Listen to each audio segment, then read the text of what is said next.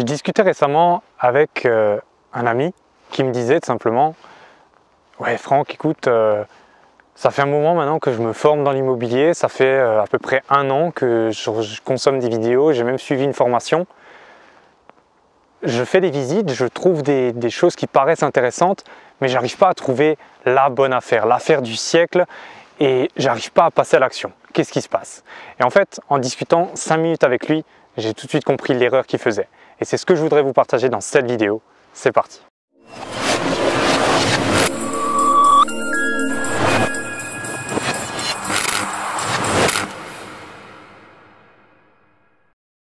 Bonjour très chers investisseurs futurs millionnaires, c'est Franck, fondateur de Immomillion, une société où on accompagne les personnes motivées à se lancer en immobilier, à créer leur retraite sur mesure ou à quitter un emploi qui ne les satisfait pas.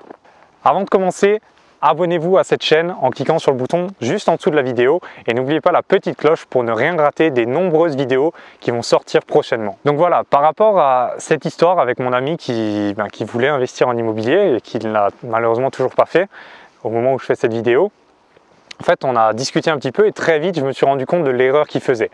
Et c'est ce que je voudrais vous partager maintenant. Donc vous le savez, dans l'investissement immobilier, on veut des biens rentables. La rentabilité, c'est très important, mais bien entendu, il faut que les biens soient loués. Ça, on en a déjà parlé dans plusieurs autres vidéos.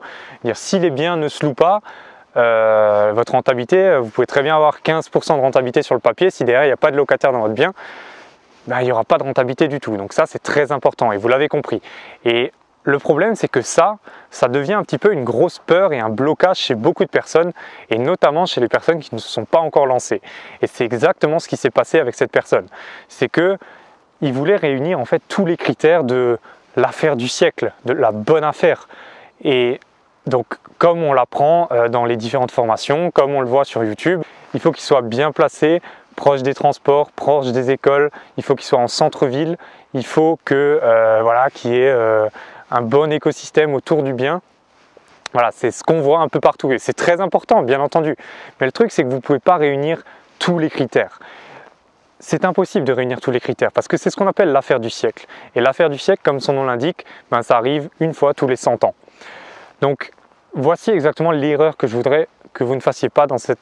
que je voudrais vous partager dans cette vidéo pour pas que vous la fassiez. C'est de prendre en compte que oui, il faut des critères, mais en même temps, attention à ne pas rentrer dans l'obsession d'avoir tous les critères pour être sûr d'avoir le bien parfait. Réellement, vous ne trouverez jamais le bien parfait. Et j'espère que ça parlera à plusieurs personnes que peut-être que vous avez déjà été dans ce cas et que vous êtes un peu bloqué aujourd'hui parce que oui, vous voulez trouver le bien super rentable et puis vous voulez trouver le truc parfait qui se louera au centre-ville, proche de la gare, proche des transports, etc. Mais voilà, à un moment, il faut savoir faire des concessions. C'est sûr que si vous voulez un bien au centre-ville historique, dans une ville très patrimoniale, qui en plus sort du cash flow et en plus qui est, je sais pas, un garage, qui est un balcon, qui est, tout plein de critères comme ça, c'est sûr que vous n'êtes pas le seul à rechercher ça. Et même si un bien comme ça sort sur le marché, vous aurez, il y aura une concurrence énorme par rapport à ce bien-là. Donc en fait, ce que je vous invite à faire, c'est vraiment à être opportuniste. Sachez voir des bonnes affaires là où les autres ne les voient pas. Sachez éventuellement prendre un petit peu le risque d'aller sur des bonnes affaires, d'aller sur des biens où les autres se diraient « Ah non, mais attention, là on est au 3e étage sans ascenseur. » Voilà, d'autres se diraient « Attention, ça ne se louera jamais, etc. » Mais soyez opportuniste, vous n'avez pas besoin de tous les critères réunis. Et pour illustrer un petit peu ce que je vous ai dit, j'aimerais vous donner un exemple, une anecdote, finalement, une bonne affaire que j'ai faite cette année qui illustre parfaitement ce que je viens de vous dire. Il s'agit, je vais vous donner les chiffres, c'est simple, c'est un bien, donc c'est pas un grand appartement, c'est un appartement c'est un grand appartement, il fait 78 mètres carrés, 79, mais je l'ai acheté 46 000 €. Donc après, vous me direz oui, c'est pas cher, c'est cher en fonction du secteur. Pour le secteur où il est, je peux vous dire que c'est vraiment pas cher et c'est ça qui fait que c'est vraiment une bonne affaire. Mais qu'est-ce qui fait que j'ai pu avoir ce bien à ce prix-là? C'est un bien, déjà, il faut savoir, il était sur le bon coin. Tout simplement, c'est pas forcément quelqu'un de mon réseau ou quoi qui m'a contacté, c'est un bien qui était sur le bon coin. Je l'ai trouvé là et l'annonce était déjà en ligne depuis 2 semaines. Et je me suis dit, attends, il y a quand même un truc un petit peu louche. Le bien, il était à 49 000 euros ou 49 500, je ne sais plus exactement. Il était depuis 2 semaines en ligne, plutôt bien situé. Donc vous savez que sur le Bon Coin, vous avez l'endroit, le point sur la carte où il est situé. Il y avait l'adresse dans l'annonce, etc. Plutôt bien situé, un très bon prix pour la surface. Je me suis dit, attends, il y a un truc qui ne va pas avec ce bien. Donc du coup, j'ai été curieux, j'ai téléphoné et je suis allé visiter ce bien. Et en fait, là, j'ai tout de suite compris. Et c'est exactement ce que je vous ai dit dans cette vidéo. C'est-à-dire que, oui, il n'était pas cher, il était pas trop mal placé, c'est-à-dire qu'on n'était pas en plein centre, mais il y avait pas mal d'inconvénients. 4e étage sans ascenseur, voilà, il y avait pas mal de travaux, il y avait une incohérence au niveau des charges, et cette incohérence, c'était que dans l'annonce, l'agent immobilier mettait, je ne sais plus, 300 euros de charge par mois, un truc comme ça, donc c'est beaucoup. Mais en fait, je me suis rendu compte en regardant un petit peu les différents documents qu'en fait, il s'était complètement planté, l'agent immobilier. Il avait comptabilisé des travaux qui avaient été faits, il avait compté ça comme les charges courantes, qui n'étaient pas du tout les charges courantes. Donc en fait, on n'était pas à 300 euros de charge par mois, mais plutôt vers 120 euros. Et ça changeait complètement la donne. Et les gens se sont juste arrêtés à ça. Ils ont vu beaucoup de charges, 4e étage sans ascenseur, on n'est pas au plein centre, sachant que dans la ville dont je vous parle, c'est quand même important d'être proche du centre. Donc, il y avait plein de petits critères comme ça qui font que tout le monde avait peur, tout le monde ne voulait pas y aller. Et je suis venu, j'ai tout simplement cueilli ce bien. Je l'ai encore un petit peu négocié à 46 000 euros, j'ai fait baisser de quelques milliers d'euros.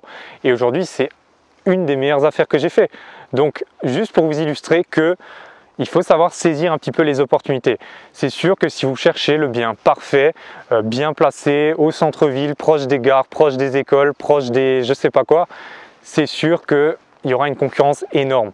Et c'est ce qu'on appelle, comme dit, l'affaire du siècle, et ça arrive qu'une fois tous les 100 ans. Donc voilà, c'était tout ce que je voulais vous partager dans cette vidéo. Mettez un petit pouce j'aime si ça vous parle. Dites-moi dans les commentaires si c'est bien clair, si vous avez des questions par rapport à ça, et aussi si vous êtes reconnu par rapport à ça. Parce que voilà, c'est quelque chose que je vois chez beaucoup de personnes, c'est que la formation, voilà, la formation et tout ça, c'est très important, la théorie, mais à un moment, il faut savoir prendre cette opportunité et passer à l'action. Et si vous faites les mêmes actions que tout le monde, c'est sûr que vous aurez les mêmes résultats que tout le monde. Donc, allez voir aussi ceux qui réussissent vraiment, où est-ce qu'ils savent prendre un petit peu les opportunités et prendre les risques mesurés que les autres ne savent pas prendre. Voilà, si vous avez apprécié, comme dit, mettez le pouce j'aime, mettez un commentaire et moi je vous dis à la prochaine. Mais avant ça, n'hésitez pas à aller voir dans la description de la vidéo. Je vous ai mis un lien vers une conférence que j'organise plusieurs fois par semaine où je vous présente le système Arnato. C'est tout simplement le système que j'utilise pour moi et mes clients pour trouver des biens rentables, notamment saisir des opportunités comme celle-ci, savoir reconnaître ces opportunités. Donc je vais vous présenter tout ça dans la conférence.